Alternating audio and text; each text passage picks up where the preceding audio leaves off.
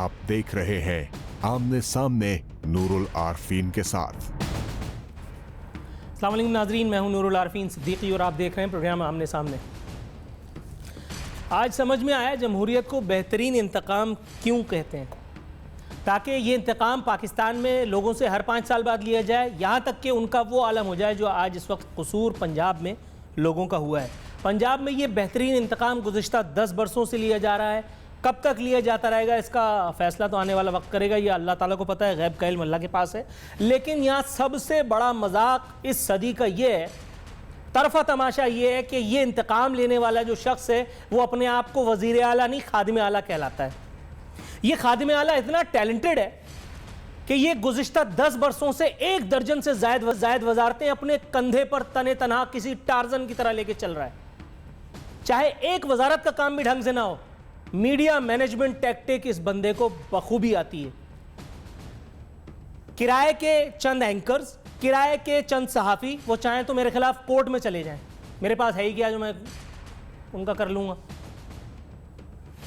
ये बाकायदा उनसे अपनी शान में कसीदे लिखवाते हैं, उनको हेलीकॉप्टर में, ट्रेन में, जहाज़ में, आबदोज़ में अपने साथ लेके दौरों पे घूमते हैं। वो बेचारे कभी माइक लेकर के इनसे ये पूछते हैं कि आपके पास ये जो आपकी टैलेंट है आपको अल्लाह ताला ने कैसे दिया, आप दाल चावल खाते हैं या कोई और चीज़ खाते हैं। इस तरह के बेज़रर सवालात वो इनसे पूछते हैं ताकि इनकी इज्जत नफ्स भी बची रहे और उनका दाल दलिया भी चलता रहे। ये मौसूफ गुज़िश्ता 10 बरसों से सर के दर्द का इलाज टखने के दर्द की गोली से करने पे तुले हुए हैं। इन्हें लगता है कि गवर्नेंस का मतलब है कि metro, orange, red, blue, black, white, हर तरह की ट्रेनें बनाई जाएं, फ्लाईओवर्स बनाई जाएं, पुल बना दिए जाएं, दरख्त उगा दिए जाएं, पहाड़ लगा दिए जाएं। ये पता नहीं कहां से पढ़ के आए हैं, ये किसने इनको बता दिया है। इनके दौरे हुकूमत में पंजाब में एक आम आदमी तो छोड़िए, एक मासूम बच्चे तक महफूज नहीं है। पंजाब इन्हीं के दौरे हुकूमत में मुल्क का क्राइम कैपिटल अगर उसे कहा जाए तो गलत नहीं होगा। हर दूसरे तीसरे दिन कुछ ना कुछ खबर, ये इस वक्त आप अपनी टेलीविजन स्क्रीन पर देख रहे हैं, मैं अपने घर से नहीं बोल रहा, ये खबरें आपको बखूबी बताएंगी कि पंजाब में इस वक्त अमन व अमान की, लॉलेसनेस की क्या सूरत हाल है। तरफा तमाशा ये कि पंजाब के अवाम के सीनों पर मूंग दनने के लिए इन्हें राना सनाउल्लाह जैसा कोना मश्क या नाबीना सियासतदान मुयस्सर है, जो इससे पहले पाकिस्तान पीपल्स पार्टी के खुशामद में लगा हुआ था और जब उनको टिकट नहीं मिला तो उन्हें नवाज शरीफ साहब अच्छे लगने लगे। यह है पाकिस्तान में जमहूरियत कि अगर मुझे नहीं दिया तो मैं खेलने नहीं दूंगा। ऐसी ऐसी दूर की कौड़ियां लाते हैं। इस वक्त पंजाब पूरा मुतासिरा खानदान के साथ है। बेचारी जैनब जिसका मर्डर हुआ, और जैनब ही पे क्यों मौकूफ, वो 11 बच्चियों ने क्या किया था, पूरा मीडिया जैनब जैनब जैनब जैनब चीख रहा है। जैनब को इंसाफ जरूर मिलना चाहिए, पंजाब हुकूमत को कुर्बान कर दो मेरी बला से। मैं शहबाज शरीफ का ना मामू हूं ना वो मेरे मामू हैं। शहबाज शरीफ इसे एक प्रोग्राम के दौरान उनकी हुकूमत गिर जाए, मुझे क्या लेने देना, अवाम को सुकून मुयस्सर आए। लेकिन ये 11 बच्चियां जो हवस की भेंट चढ़ गई, उनका क्या कसूर था भाई। मुतासिरीन को तिफ्ल तसल्लियां देने में, और सैकड़ों दुनिया की तारीख में जितने नोटिस से अकेले बंदे ने लिए, जितना टाइम पास इसने पब्लिक के साथ किया है, आज तक किसी ने नहीं किया। हर खबर पे नोटिस लेते हैं, ये अलग बात कि वो नोटिस आधे घंटे के बाद रद्दी की टोकरी में चले जाता है। ये इस मासूम बच्ची जैनब जिसको ब्रूटैलिटी के साथ मर्डर किया गया, ये उसके घर पहुंचे थे और ये इतने बहादुर हैं, इतने जरिए हैं, हजारों सैकड़ों पुलिस कमांडोज की मौजूदगी में भी रात के 4 बजे गए थे ताकि कोई इनका गिरबान ना पकड़ ले। इनको लगता है कि इनका गिरबान महफूज रहेगा, इनको लगता है कि अल्लाह ताला का इंतकाम इनसे अल्लाह ताला नहीं लेगा। 22 अगस्त की तकरीर तो बहाना थी, वरना अल्ताफ हुसैन के अपने नामा अमाल में इतनी सारी चीजें मौजूद थी कि जिसपे उनकी विकेट डाउन हो गई। इसी तरह से ये वो काम हुआ है कि जिसपे अल्लाह रब्बुल इज्जत ने चाहा इंशाअल्लाह ताला तो आपका और मेरा सब्र निकलेगा। और ये 4 बजे रात के अंधेरे में, अच्छा रात के अंधेरे में ये अकेला ये काम इन्होंने नहीं किया, इससे पहले प्रीवियस आर्मी चीफ और उससे पहले वाले आर्मी चीफ के घर भी जाते रहेंगे या GHQ। रात के अंधेरे में सेटिंग करने में इनको जो मलका हासिल है, इनको कोई बताए कि खुदा के बंदे ये मुंह छुपाने से कुछ नहीं होगा। ये जो लम्हा आ चुका है ये अब टलने वाला नहीं है। लेकिन दाद देनी पड़ती है हमारे लोगों की। इस वक्त सबसे जो अजाब बात है, जो मैं शेयर करते हुए मुझे हिचकिचाहट हो रही है, मैं एक डिक्टेटर की मिसाल देने जा रहा हूं। इस वक्त फेसबुक, ट्विटर, किसी भी जगह समाजी राब्ते की किसी भी वेबसाइट पर आप जाएं, आपको 90s और 80s की ये कहानी जो आपको तस्वीर में नजर आ रही है वो दिखाई जाएगी, जब जियाउल हक ने होलसेल में लोगों को कोड़े मारे थे। मैं उस वक्त बहुत छोटा था, लेकिन मेरी याददाश्त में अभी तक ये सब कुछ मौजूद है। खुले मैदानों में लोगों की इंटरटेनमेंट होती थी, और जिसके ऊपर जुर्म होता था या इल्जाम होता था, वल्लाह आलम, उनको दुर्रे मारे जाते थे। लेकिन इससे एक काम तो होता था कि कम से कम आसपास के सैकड़ों लोग तौबा करते थे उन हरकतों से जिनकी अभी हम बात कर रहे हैं। यह एक फौजी डिक्टेटर का इन्वर्टेड कॉमास में कारनामा था, जिससे हमारी जमहूरी हुकूमतें अल्हम्दुलिल्लाह में महरूम रही हैं और लगता है कि महरूम रहेंगी। ख्वाजा आसिफ साहब फरमाते हैं कि यह निहायत अंदोनाक वाकया है, लेकिन इस पर पॉलिटिकल पॉइंट स्कोरिंग नहीं होनी चाहिए। अल्लाह ताला आपको अकल दे, लेकिन मुश्किल है क्योंकि आपको वजारत मिल गई है। वजारत और अकल एक साथ चलती तो नहीं है। मायजा हमीद साहिबा फरमाती हैं, ये मुख्तसरन मैं आपको बताऊं कि इन्होंने बच्चों के वालिदैन पे इल्ज़ाम लगा करके और अपनी खुलासी कर ली। अगले ट्वीट में ये कहती हैं कि मुझे एहसास हुआ कि मैंने ये गलत ट्वीट दाग दिया, अगर किसी की दिल आज़ारी हुई हो तो मैं माफ़ी चाहती हूँ। मोहतरमा, आप माफ़ी ना भी मांगती तो मैं आपका क्या कर लेता। मुसद्दिक मलिक साहब सोने पे सुहागा, दूर की कौड़ी लाए हैं। वो ये कहते हैं कि इंटेलिजेंस इदारों की भी नाकामी है कसूर का सानिहा, इसलिए इन्होंने एक नादिर शाही एडवाइस जारी की है। वो ये कहते हैं कि अब सियासतदानों और सहाफ़ियों का पीछा छोड़ के इंटेलिजेंस इदारे मुजरिमों का भी तो फ़ोन टेप करें। मैं इंटेलिजेंस इदारों से कहूँगा कि अगर इनका कोई फ़ोन टेप किया है, अल्लाह और रसूल के वास्ते उसको पब्लिक कर दें, ताकि इनसे हमारी जान छूट जाए।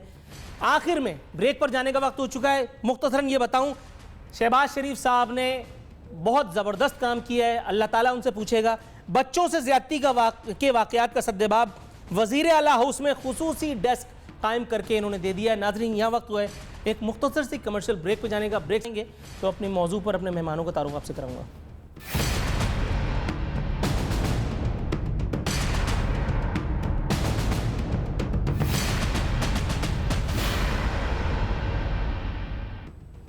वेलकम बैक नाजरीन। पंजाब में गवर्नेंस की जो सूरत हाल है, बल्कि यूँ कहना चाहिए पंजाब में गवर्नेंस का जो बुरा हाल है उसका रोना रो रहे हैं। यहाँ इससे पहले कि मैं दोबारा ज़ैनब केस के ऊपर वापस आऊँ, आपको बताता चलूँ कि इस वक्त हमारे साथ स्टूडियो में मौजूद है एक ऐसा शख्स जिसके भतीजे ने मुझसे मेरे मोबाइल पर रब्ता किया, मुझसे अपनी कहानी सुनाई, और उस कहानी के मुताबिक इनकी ये जो इस वक्त आपको टेलीविज़न स्क्रीन पर अपने नज़र आने वाले हैं, इनकी भतीजी रिमशा इरशाद भी गुड गवर्नेंस की, खादिम आला की हुस्न कारकर्दगी की नज़र हुई।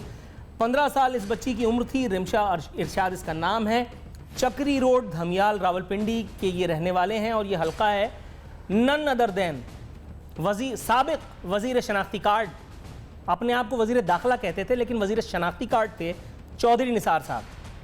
2017 जनवरी में ये बच्ची लापता हुई। 10वीं जमात की ये तालिबा थी।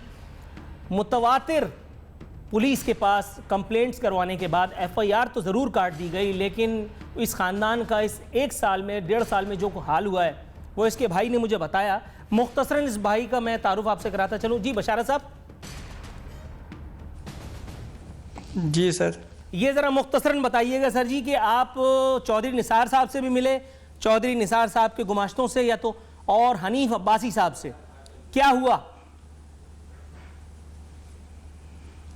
हम चौधरी साहब से बहुत कोशिश की, उनसे नहीं मिल सके, वहाँ तक हमारी पहुँच नहीं थी। हनीफा बसी साहब से 2 बार मिले, 3, 4, 5 आदमी गए, लेकिन उन्होंने यही कहा कि मैंने CPO को फ़ोन कर दिया, मैंने इसको फ़ोन कर दिया, मैंने उसको फ़ोन कर दिया, इंशाल्लाह जल्दी आपकी बेटी मिल जाएगी। उसके बाद वो भी नहीं मिले और 1 साल गुजर गया। हम लोग यही देख रहे हैं, तो पुलिस के पास जाते हैं, वो भी कहते हैं कि हम काम कर रहे हैं।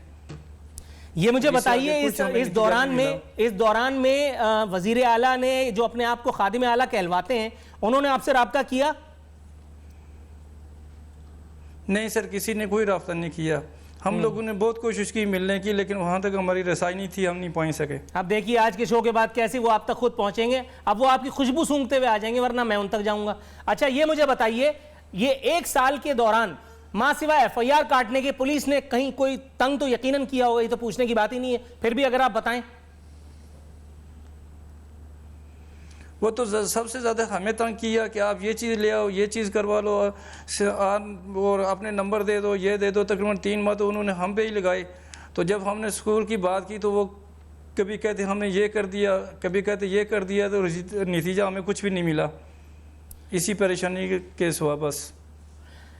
नाजरीन, ये आपको बताता चलूं कि ये चचा हैं उस बच्ची के जो गुमशुदा हुई है पिछले 1 साल 1.5 साल पहले। ये एक एग्जाम्पल है, ये एक एग्जाम्पल है। ऐसे न जाने कितने केसेस हैं। इस वक्त भी आज के अखबार में एक माँ की फरियाद है जिसकी बच्ची 1.5 साल से लापता है। उसने ज़ैनब केस को मिसाल बनाते हुए चीफ जस्टिस ऑफ पाकिस्तान से और जितने भी हमारे यहाँ के लोग हैं जिनको न जाने मसीहा कहा जाए या क्या कुछ कहा जाए, उससे उन्होंने दादरसी की अपील की है। इस बारे में मज़ीद कुछ कहने से पहले मैं दोबारा इनकी कहानी की तरफ आऊँगा। इस बच्ची के वालिद यानी बशारत साहब के भाई और इनके भतीजे यानी उस बच्ची का भाई, ये बैरून मुल्क मुकीम है रोज़गार के सिलसिले में सऊदी अरब में, अगर मैं गलती पर नहीं हूँ। इनके वालिद साहब, इस बच्ची के वालिद साहब 6 महीने तक पाकिस्तान में आके दर दर की ठोकरें खाते रहे कि उन्हें उनकी गुमशुदा बच्ची मिल जाए। लेकिन चूंकि अल्हम्दुलिल्लाह अल्लाह का एहसान है, जमहूरियत फल फूल रही है, गुड गवर्नेंस का सफ़र पूरी आबोताब के साथ जारी है। शहबाज शरीफ साहब की मेट्रो और ऑरेंज जो है, अल्लाह उसे नजरबद से बचाए और शहबाज शरीफ साहब को भी, उसका सफ़र पूरी आबोताब से जारी है। बशारत साहब, thank you so very much, आपने हमें टाइम दिया। इंशाअल्लाह ताला उम्मीद करते हैं कि इस शो के फॉलोअप की नौबत आएगी। नाजरीन, इस पर डिटेल्ड आंसर इंशाअल्लाह ताला PMLN के तर्जुमान जान अचकज़ई साहब इस वक्त हमारे साथ स्टूडियोज में मौजूद हैं, उनसे ज़रूर लेंगे। लेकिन इससे पहले जले पर नमक छिड़कने के लिए हमारे साथ मौजूद हैं करम इलाही गोंदल साहब, ब्यूरो चीफ हैं लाहौर के। मैंने जितना हजियान, जितनी ऑल फॉल बातें कही हैं, मेरी तस्हीह के लिए, मेरी दुरुस्तगी के लिए, और अगर कहीं मैं शहबाज शरीफ साहब को नजराना अकीदत पेश करने में चूका हूं तो मेरी दुरुस्तगी के लिए मैं करम इलाही गोंदल साहब से रुजू करूंगा। करम साहब, सर, जितना कुछ मैंने कहा, कितना गलत कहा, कितना कम कहा, कितना ज्यादा कहा?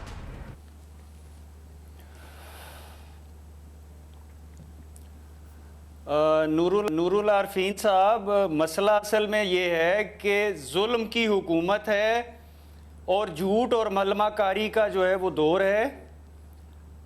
हमारा फोकस उन कामों पर ज़्यादा है जिनको सैटेलाइट के ज़रिए देखकर, तस्वीरें बनाकर दुनिया को बताया जा सके कि हमने कितनी तरक्की कर ली है। आप जो तनकीद करते हैं, आप जायज़ तनकीद करते हैं। आपने दरिया को कूज़े में बंद करने की कोशिश की है, लेकिन मेरी ये कोशिश आज होगी कि बजाय तनकीद के इस मसले का हल और इसके जो बैकग्राउंडर्स हैं उन पे बात की जाए। वो क्यों तस्वीर दिखा रहे हैं? कोई भी जो इशू होता है ना जी, एक आपने डिस्कस करना है कि इशू क्या है, उसके साथ आपने डिस्कस करना है कि इस इशू की वजूहात क्या हैं, फिर तीसरा आपने डिस्कस करना है कि इस इशू का हल क्या है।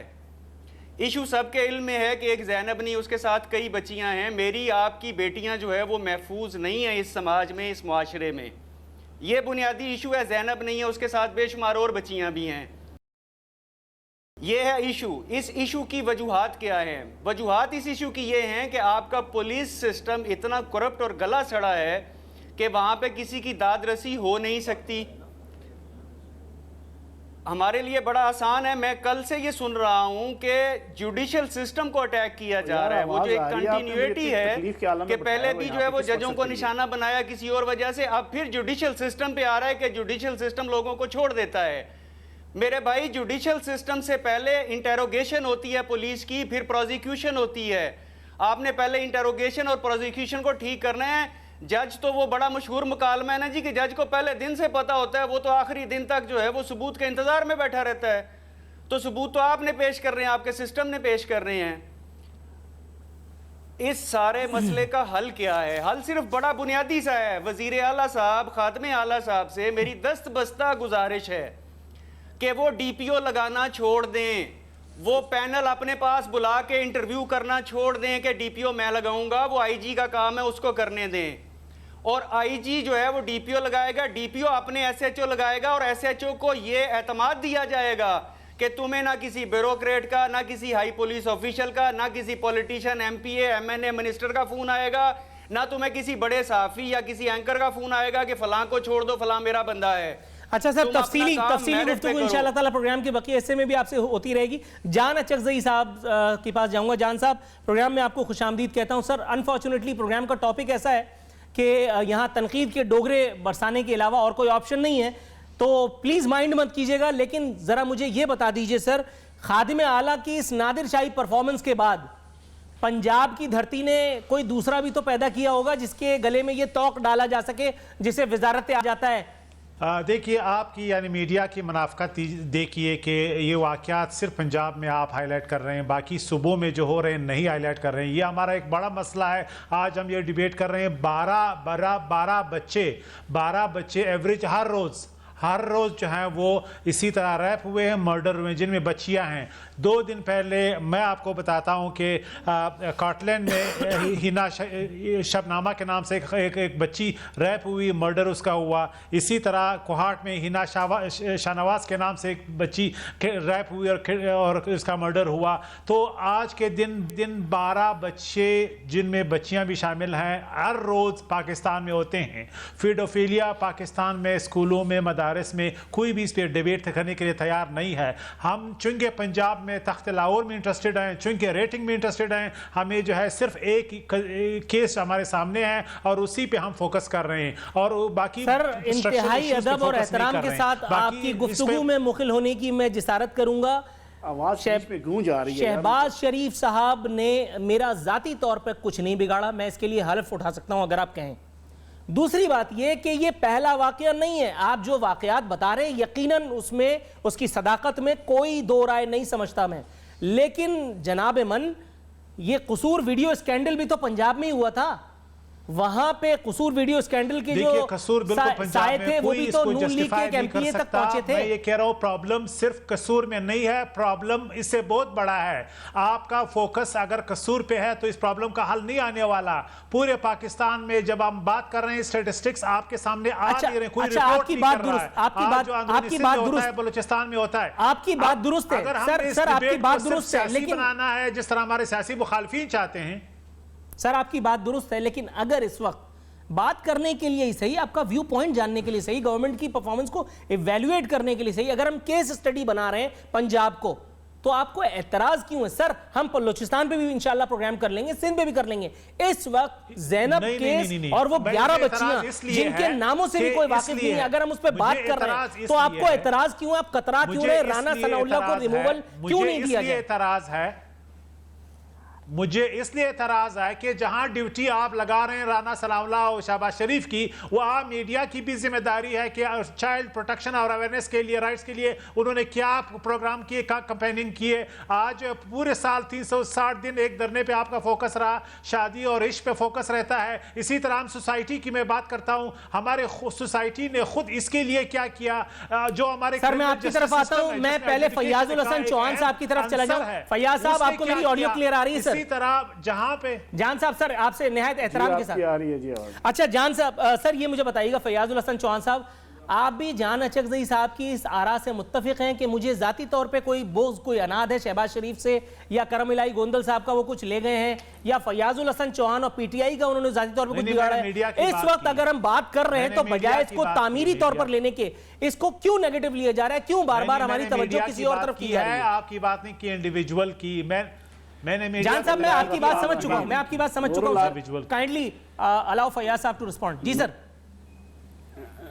नूरुल आरफीन एक ही शहर में एक साल के अंदर 12वीं बच्ची कूड़े के और कचरे के ढेर से नहीं मिली, बल्कि 22 करोड़ आवाम की अखलाकी, सियासी, समाजी सोच जो है वो कचरे के ढेर से मिली है, पहली चीज़। और दूसरी चीज़, इन लगातार 12 बच्चियों के साथ जो वाक़या हुआ एक साल के अंदर, मेरा ये जी चाहता है कि मैं उनके साथ खादम रिजवी साहब वाली ज़बान ही नहीं बल्कि मुमताज़ कादरी साहब वाला अमल भी उनके साथ दोहराऊं। सिर्फ अमली काम करने वालों के साथ नहीं बल्कि इंतज़ामी और सियासी तौर पे भी जो है ना, इन 12 बच्चियों के साथ जो ये एक मनहूस किस्म का, एक वहशियाना किस्म का, दर्दनाक किस्म का जो एक्ट हुआ है, उसके लिए जो जिम्मेदारान हैं उनके साथ खादम रिजवी साहब वाली ज़बान और मुमताज कादरी साहब वाला अमल जो है ना दोहराने को ये तो एडवाइजेबल नहीं होगा, ये तो एडवाइजेबल नहीं होगा। काइंडली पॉइंट पर आए सर। सुने मेरी बात सुन लें। दूसरा, आपने अपने इंट्रो के अंदर कहा कि नाम नेहाद खादमे आला जो है वो तने तनहा 1 दर्जन वजारतों का बोझ अपने कंधों पे लेके फिर रहे हैं। वो तने तनहा 1 दर्जन वजारतें हैं और हाफ दर्जन शादियों का बोझ भी उन्होंने जो है ना वो पिछले 8-9 सालों से अपने सरों पे जो है ना उठाया हुआ है। और उनकी जो है वजारत आला और खादमे आला वो 4 चीज़ों पर मुश्तमिल है। एक इंडियाना जोन्स की टोपी, एक अम्ब्रेला, एक लॉन्ग शूज और एक कैमरे के सामने खड़ी उंगली। बस ये 4 चीजें हैं। और जैसे ही क्या आपकी ये सब का सब जो है वो गायब हो जाती है उनकी गुड गवर्नेंस। तीसरी चीज सबसे इंपॉर्टेंट, सर जरा जल्दी से फरमा लीजिए अपनी तीसरी चीज, क्योंकि ब्रेक पे जाना है। सुने मैं आपको बताता हूं ना, मैंने बड़ी देर आपको सुना है, थोड़ा सा मुझे सुन लो। नहीं सर, ब्रेक से वापस आ जाऊं तो फिर तफसीली गुफ्तगू हो जाए। ब्रेक से वापस आता हूं। नाज़रीन, यहाँ वक्त प्रोग्राम में एक मुख्तसर सी कमर्शियल ब्रेक पे जाने का। वापस आएंगे तो फयाजुल हसन चौहान साहब को दोबारा मौका देंगे कि वो मजीद भड़ास अपनी निकाल सकें।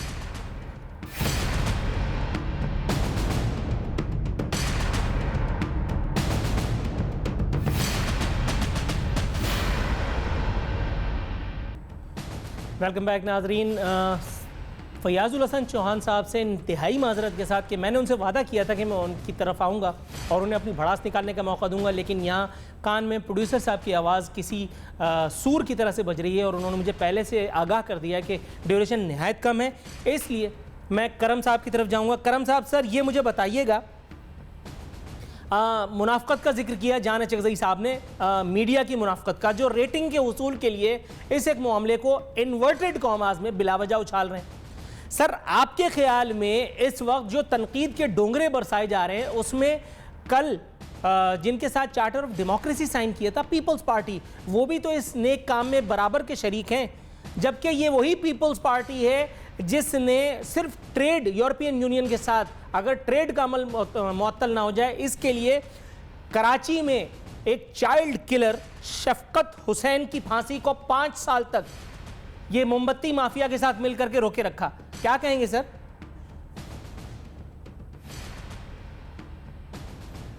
नूरुल आरफीन साहब, मुस्लिम लीग नून में अगर कोई 2-4 बंदे मुझे अच्छे लगते हैं ना तो उसमें जान चगज़ई साहब शामिल हैं। मेरे बड़े भाई हैं, बहुत अच्छे, बड़े मोहतरम हैं। आज मेरा ख्याल है कि हमें ना सियासी वाबस्तगियों और अपने नज़रियात से हटकर किसी ज़ैनब, किसी लाइबा, किसी कायनात, किसी अक्सा, किसी तैयबा के वालद की हैसियत से बात करनी चाहिए, तो ये ज़्यादा बेहतर है।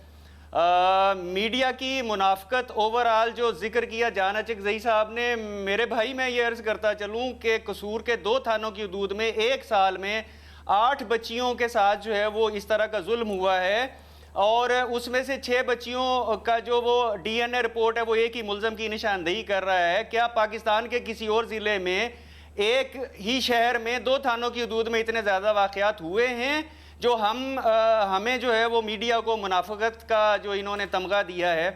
अच्छा, रह गई खादमे आला की कारकर्दगी की बात, भाई मैं अभी बड़ी अहम बात बताने जा रहा हूँ आपको। अभी जब हम प्रोग्राम कर रहे हैं तो मुझे जो है वो मेरे डेस्क ने बताया है कि रायविंड में जहाँ पे वज़ीर आला जो है वो बड़े चीखते दाड़ते एक हॉस्पिटल में गए थे जहाँ पे एक औरत ने एक बच्ची को जो है वो हॉस्पिटल के बाहर जन्म दिया था। ये अभी चंद महीने पहले की बात है। फिर उसके बाद उसमें 40 बेड्स का जो है इजाफा किया। 2 दिन पहले वज़ीर आला ने इफ्तिताह किया है। अभी थोड़ी देर पहले वहाँ पे फयाज नाम का एक बंदा अपनी बीवी को लेकर गया, 2 घंटे वहाँ पे बिठाए रखा। 2 घंटे बाद उन्होंने कहा जी कि डॉक्टर भी नहीं है और दवाई भी नहीं है और आप किसी और जगह चले जाएं। शिफ्टिंग के दौरान जो है वो बच्चा माँ के पेट में मर गया। ये कारकर्दगी है इनकी। फिर ये कहते हैं हमसे कि हम पे तनकीद ना करें, मलमाकारी है, झूठ है, फरेब है, इसके अलावा कुछ भी नहीं है। टू बी वेरी ऑनेस्ट, इन तमाम बातों का जवाब तो कोई नहीं होना चाहिए माँ सिवाय इसके कि आदमी सरेंडर कर दे, हाथ उठा दे। लेकिन फिर भी चूंकि आप मेरे मौजूद मेहमान हैं और आप अपना एक मौक़िफ़ रखते हैं, मैं आपसे गुजारिश करूंगा आप प्लीज़ कुछ कहें। देखिए, पहली बात तो ये कि मसाइल कहाँ हैं। मसाइल स्ट्रक्चरल हैं जो हमें सोचना है, उस पर डिबेट करना है। क्या मैं इंटेलिजेंस गैदरिंग की जो पुलिस का निज़ाम है उसको डिफेंड कर रहा हूँ? नहीं, पूरे पाकिस्तान में मसला है, वरना ये वाक़यात होते, उसकी वाक़यात होने से पहले हो जाते या उसको बाद में प्रिवेंट करते इमीडिएटली।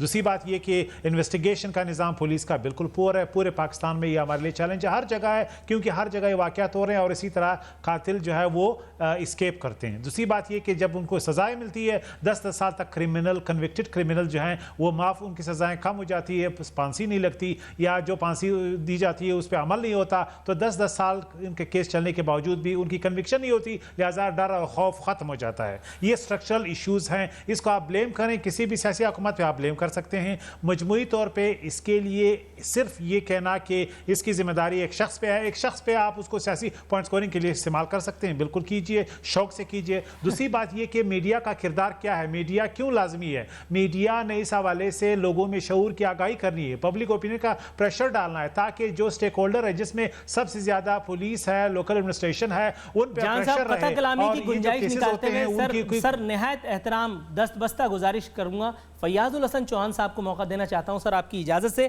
फैयाज साहब, मीडिया की जो रोल की बात की है जान अचकज़ई साहब ने, और किसी हद तक दुरुस्त भी है, मीडिया के एक सेगमेंट ने अपना रोल दुरुस्त तौर पे अदा तो किया है, मतलब वो बाकायदा प्रो गवर्नमेंट खबरें चला रहा है। एक साहब ने, मैं नाम नहीं लेना चाहूँगा वरना उल्टा केस ही कर देंगे और मेरे पास तो केस से निकलने के पैसे भी नहीं हैं, उन्होंने आज अपना यानी मैं क्या कहूँ, उन्होंने एक छोटी सी IT फर्म का तस्करा किया जो उनकी मिल्कियत है, और उन्होंने खादिम आला को ये पेशकश की है कि जनाब मैं आपको ये सिस्टम फ्री ऑफ कॉस्ट देने के लिए तैयार हूँ। तो सर ये इनिशियल तो फ्री ऑफ कॉस्ट ही होगा, यानी पंजाब के लिए फ्री ऑफ कॉस्ट हो जाएगा, लेकिन उसके बाद फिर शुरू होगा मामला कीमतों का। इसी तरह का एक नादिर शाही नुस्खा सिराज दुर्रानी साहब ने, सिंध के जो डिप्टी स्पीकर हैं रादर, उन्होंने पेश किया। उन्होंने ये कहा कि यहाँ जो कुत्ते हैं सिंध में, उसे मारने के बजाय एक्सपोर्ट कर दिया जाए। ये हर काम में पैदागिरी क्यों ढूंढती है पाकिस्तानी कौम? माजरत के साथ देखो, अगर तो सिराज दुरानी साहब की जो प्रपोजल को आप मान लेंगे कि आवारा कुत्तों को जो है ना एक्सपोर्ट कर दिया जाए, तो फिर पाकिस्तान के अंदर ये सारे करप्ट सियासतदान और हुक्मरान तो फिर पाकिस्तान के अंदर नज़र नहीं आएंगे, सारे बाहर के मुल्कों में ही आपको नज़र आएंगे, जो है ना, पहली चीज़। दूसरी, आपकी इतला के लिए अर्ज़ कर दूँ, 2008 के अंदर आपकी ह्यूमन राइट्स कमीशन ने एक रिपोर्ट पेश की पंजाब के हवाले से। उस रिपोर्ट में उन्होंने पिछले 5 साल जो है ना 2013 में इन्होंने पेश की, 2008 से 2013 के 5 साल पंजाब हुकूमत के बच्चे और बच्चियों की ज्यादती के ऊपर मबनी उन्होंने सैकड़ों केसेस पेश करके पंजाब का नाम ज्यादतिस्तान रखा था। ये मैं 2013 की रिपोर्ट बता रहा हूं आपको। आपकी इत्तला के लिए अर्ज है, पिछले 10 सालों के अंदर बदकिस्मती से पंजाब बदकिस्मती से जो है वो इस नाम नेहाद कातिल आला की सरपरस्ती के अंदर वो ज्यादतिस्तान बन चुका है। लेकिन ये साहब बहादुर क्या करते हैं, ये कैमरे लेके जाते हैं, वो जो बच्चे या बच्ची की इज्जत तो लुटी होती है उस खानदान की, अपनी जनाब प्रोजेक्शन के लिए कैमरे ऑन करके सर पे टोपी रख के और उंगली का इशारा करके चंद दिनों के लिए जो है वो DPO, CPO या SHO को मुअत्तल कर देते हैं। और किसी एक केस के अंदर भी मैं दावे से कहता हूं कि किसी एक केस के अंदर भी जो है वो कल्प्रेट्स को सजा नहीं हुई। मैं आपको एग्जांपल पेश करूंगा KPK की। 4 मशहूर जमाना केसेस हुए। एक आपका जनाब मानसरा के अंदर एक बच्ची के साथ ज्यादती हुई आज से 1.5 साल पहले, एक मशाल के साथ जो है वो कत्ल हुआ, एक फीमेल थी या खातून जो आपकी जनाब। सर फैयाज साहब, निहायत अदब और एहतराम के साथ आपकी गुफ्तगू में मुखल होने की इजाजत चाहूंगा। बहुत मुख्तसर सा दौरानिया रह गया। करम इलाही गोंदल साहब, सर ये मुझे बताइएगा, टाइम की भी कमी है, ये मुझे बताइएगा, एक कॉलम से कुछ इक़्तिबास आपकी खिदमत में पेश कर रहा हूँ, तबसरा फरमा दीजिए। रऊफ क्लासरा साहब किसी तारुफ के मोहताज नहीं, मारूफ सहाफ़ी तज़कियाकार हैं, लिखते हैं शहबाज शरीफ ने पंजाब में एक और मॉडल पेश किया है कि पुलिस और DMG को घर की बांदी कैसे बनाना है। उन्होंने ग्रेड 17 के अफसर को ग्रेड 19 की पोस्ट देकर खरीद लिया, जूनियर तरीन अफसरान डिप्टी कमिश्नर लगा दिए गए। जिस जैनब के बाप ने इंसाफ के लिए शहबाज शरीफ या उनकी एडमिनिस्ट्रेशन के बजाय आर्मी चीफ और चीफ जस्टिस से अपील की है, ये अपील शहबाज शरीफ के इख्तियार के 10 साल बाद की गई। ब्यूरोक्रेसी और पंजाब के हुक्मरानों के लिए इससे ज्यादा शर्म की बात क्या हो सकती है कि 10 साल इख्तियार के बावजूद भी एक बाप को अपनी बेटी के इंसाफ के लिए हुक्मरानों और वजीर आला के बजाय आर्मी चीफ से रुजू करना पड़े। सर आपका तबसरा। मेरे भाई जान अचकज़ई साहब इस वक्त जो है वो पंजाब हुकूमत का दिफा कर रहे हैं, उनकी पार्टी है। फयाजुल हसन चौहान साहब KPK के जो है वो कलाबे मिला रहे हैं तारीफ़ों के, क्योंकि उनकी पार्टी है। मैंने पहले अर्ज़ की थी कि अगर हम जो है वो ज़ैनब, कायनात और लाइबा और अक्सा के बाप बन के बात कर ले तो ज़्यादा बेहतर होगा, और मैं उनके बाप की हैसियत से बात कर रहा हूँ। मेरी बेटियाँ, मेरे घर में 2 बेटियाँ हैं और मुझे उनका बार बार ख्याल आता है। आपने जो है ना ये जो अभी कॉलम का हवाला दिया है और वो जूनियर्स को सीनियर पोस्टें देकर, ये जो फायरिंग हुई है कसूर में, अब जान अचकजई साहब फिर परेशान हो गए कि मैं क्या बात कर रहा हूं। मेरे पास हर चीज के सबूत भी हैं और मैं हवाले भी दे सकता हूं। ये जो फायरिंग हुई है इसमें जो मुलविस लोग हैं वो कौन थे? वो वहां की डिप्टी कमिश्नर के पर्सनल सिक्योरिटी गार्ड्स थे, पुलिस के मुलाजिम थे, लेकिन वो डिप्टी कमिश्नर की पर्सनल सिक्योरिटी पर मामूर थे। डिप्टी कमिश्नर की इजाजत के बगैर, उसके हुक्म के बगैर वो फायरिंग नहीं कर सकते थे। उनको डीपीओ भी कहता तो वो फायर नहीं खोलते। तो मुझे ये बताया जाए कि वो डिप्टी कमिश्नर नहीं, कौन लेकिन है? सर ये 8 आपने साल एक और उसका विंडो ऑफ टोटल tenure है अपॉर्चुनिटी सर्विस खोल दी। का। करम इलाही एक गुलशन मिनट साहब। Please please please, Noorul Arfeen साहब मुझे बात करने दीजिए प्लीज। ये 8 साल इस खातून की टोटल सर्विस है, उसमें से 6 साल वो किस शख्स के साथ उसके जाती स्टाफ में रही है और 2 साल में उसके 2 जिलों में डिप्टी कमिश्नर का उसको ओहदा मिला है और उसके पर्सनल सिक्योरिटी गार्ड्स ने जो है वो फायरिंग की है, बंदे मरे हैं। उसका नाम क्यों नहीं आ रहा, उससे क्यों नहीं प्रोब किया जा रहा? और इस केस में जो 5वां बंदा फायरिंग में मुलव्वस था, पुलिस रिपोर्ट में उसका नाम शामिल है, फयाज बुखारी, उसको क्यों छोड़ दिया, उसको क्यों नहीं पकड़ा जा रहा? आप अगर कुरेदते जाएंगे तो बहुत से मसाइल हैं, बहुत से मामला हैं। मैं फिर कह रहा हूं जान अचकजई साहब ये यकीन दिला सकते हैं कि वजीर आला डीपीओ लगाना छोड़ देंगे, आईजी को इख्तियार देंगे कि वो डीपीओ लगाए, आईजी डीपीओ को इख्तियार देगा कि वो एसएचओ लगाए, और एसएचओ को ये एतमाद दिया जाएगा कि उसको किसी का फोन नहीं आएगा, वो मेरिट पे काम करे। एसएचओ मेरिट पे काम करना शुरू हो जाएगा, खुदा की कसम 80% क्राइम खत्म हो जाएगा। मैं ऑन ग्राउंड रियलिटी की बात कर रहा हूं। मेरी बात खत्म हुई। ये जैनब के बाप की, ये कायनात के बाप की, ये लाइबा के बाप की बात थी। मोअज़्ज़िज़ मेहमानों का मैं इंतहाई मशकूर हूँ कि उन्होंने अपनी मसरूफियत के बावजूद हमारे प्रोग्राम में शिरकत बख्शी, हमारे प्रोग्राम को। नाजरीन, प्रोग्राम के अख्तामी मरहले में यहाँ नफीसा शाह साहिबा पीपल्स पार्टी की सेक्रेटरी इत्तलात का एक बयान। साने कसूर पर वालिदैन और शहरियों का एहतजाज फितरी था, शहबाज और राना सना मुस्तफ़ी हो जाएँ। नासिर हुसैन शाह साहब सिंध के वज़ीर इत्तलात फरमाते हैं शहबाज शरीफ काम नहीं एक्टिंग करते हैं। सर, शहबाज शरीफ साहब एक्टिंग भी कहाँ करते हैं? हम इसी बात का तो रोना रो रहे हैं कि शहबाज शरीफ साहब कुछ तो करें। दूसरी बात, नफीसा शाह साहिबा को यह गलतफहमी कैसे हो गई कि शहबाज शरीफ और राना सनाउल्लाह महज 2 किलिंग्स पर जो उस मुजाहरे पर फायरिंग के नतीजे में हुई और वो 12 बच्चियों की जो ब्रूटैलिटी के साथ मर्डर हुआ उस पर मुस्तफ़ी हो जाएंगे? जनाब आला, 18 लाशें मॉडल टाउन की उनका रास्ता रोके खड़ी हैं, मगर वो इतने तवंगर हैं, मेरा ख्याल है इसके बाद कुछ कहना मज़ीद वक्त का ज़िया होगा। नाज़रीन, प्रोग्राम का इख्तितामी मरहला आपने मुलाज़ा किया, इस पर आरा आपकी आपके साथ है। नूरुल आरफीन सिद्दीकी और प्रोग्राम आमने सामने की टीम को इजाज़त दीजिए। फ़ी अमानिल्लाह।